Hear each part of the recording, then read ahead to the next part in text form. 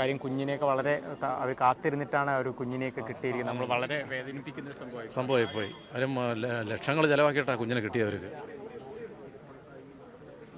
അതാണ് ഇന്ന് രാവിലെ ബന്ധുക്കൾ പറയുന്നത്. ഇയാൾക്ക് ഏതോ ഒരു വലിയ അസുഖം ബാധിച്ചു എന്നാണ് ഇയാൾക്ക് ഇന്നലെ അറിവ് കിട്ടിയതിൻ്റെ അടിസ്ഥാനത്തിലാണ് പറഞ്ഞത്. പിന്നെ ഈ സാമ്പത്തിക ബാധ്യതകളൊക്കെ ഉണ്ടായിരുന്നു, വാടകയ്ക്ക് താമസിക്കുന്നു. അന്നേരം ഇനി ജീവിച്ചിരുന്നുകൊണ്ട് കാര്യമില്ല എന്നുള്ള ഇവിടെ അതായത് മറ്റ് പഴയ വീട് വിറ്റ് കടമൊക്കെ കുറച്ച് തീർത്ത് ബാങ്കിൽ ഇതെല്ലാം തീർത്തതിന് ശേഷം ഇവിടെ താമസിച്ചാണ്. ഗൾഫിലായിരുന്നു ഇയാൾ നേരത്തെ ജോലി, ദീർഘകാലം ഗൾഫിലായിരുന്നു. അത് കഴിഞ്ഞ് ഇനി വന്നിട്ട് 6 മാസം മുമ്പാണ് ഇങ്ങനെ വന്നതെന്നാണ് പറഞ്ഞത്. അത് തന്നെയാണ് നിഷാദ് പറയുന്നത്. ഇദ്ദേഹം വിദേശത്ത് ജോലി ചെയ്യുകയായിരുന്നു. അതിനുശേഷം തിരികെ ഈ നാട്ടിലേക്ക് വന്നു. ഇവിടെ ഒരു വക്കീലിൻ്റെ ഒപ്പം ജോലി ചെയ്ത് വരികയായിരുന്നു. അതിനിടയ്ക്കാണ് കഴിഞ്ഞ ദിവസം കുറച്ച് ആരോഗ്യ പ്രശ്നങ്ങളൊക്കെ ഉണ്ടാവുകയും ചില പരിശോധനകൾ നടത്തുകയും അതിന് പിന്നാലെ ഈ ഒരു രോഗം സ്ഥിരീകരിച്ചു എന്നുള്ളതാണ് അടുത്ത ബന്ധുക്കൾ തന്നെ പറയുന്നൊരു കാര്യം. അപ്പോൾ അതോടുകൂടെ ആകെ തകർന്നു പോകുന്ന ഒരവസ്ഥയിലേക്ക് വരുന്നു.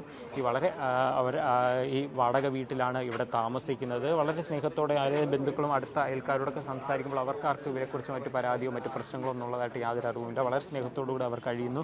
പൊടുന്നനെ ഇത്തരത്തിലൊരു സംഭവം ഉണ്ടായി എന്ന് പറയുന്നത് തന്നെയാണ് ഏവരെയും ഞെട്ടിച്ചിരിക്കുന്ന ഒരു കാര്യം. ആരുമായും മറ്റ് പ്രശ്നങ്ങളോ മറ്റ് കാര്യങ്ങളോ ഒന്നുമില്ല. അതിനിടയ്ക്ക് ഇത്തരത്തിൽ മാതാവും പിതാവും ആത്മഹത്യ ചെയ്യുന്നു, കുഞ്ഞിനെ കൊലപ്പെടുത്തുന്നു എന്ന് പറയുമ്പോൾ അത് ആളുകൾക്ക് ആദ്യഘട്ടത്തിൽ, അതായത് താനിയെ സംബന്ധിച്ചിടത്തോളം ആളുകൾക്ക് ആദ്യഘട്ടത്തിൽ അതങ്ങോട്ടേക്ക് എത്രത്തോളം ഉൾക്കൊള്ളാൻ കഴിയുന്നു എന്നുള്ളതാണ് ഏറ്റവും വേദനപ്പെടുത്തുന്ന ഒരു കാര്യം എന്ന് പറയുന്നത്. അജീഷ് ഇവിടെ താമസിക്കുന്നത്, അജീഷും കുടുംബവും ഒപ്പം തന്നെ അച്ഛനും അമ്മയും ഇവിടെയുണ്ട്.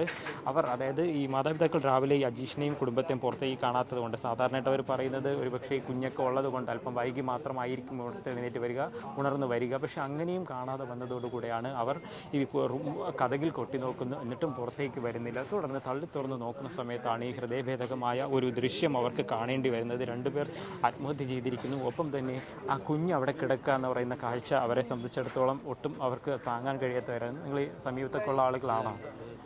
ഇവരെ അറിയുന്നവരാണ് അജീഷിനെ കുടുംബത്തെയൊക്കെ?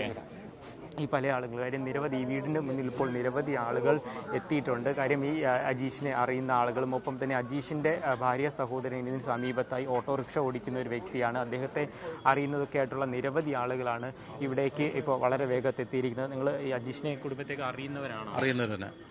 എന്തെങ്കിലും ഇവരെ മറ്റ് ആരോട് ചോദിച്ചിട്ടും യാതൊരു പ്രശ്നങ്ങളുള്ളതായിട്ടൊന്നും നമുക്കറിയത്തില്ല. പുള്ളി ഗൾഫിലായിരുന്നു, 1 വർഷമായി നാട്ടിൽ വന്നിട്ട്. മറ്റ് പ്രശ്നങ്ങളുള്ളതായിട്ടൊന്നും നമുക്ക് അറിയത്തില്ല. വാടക വീടാ.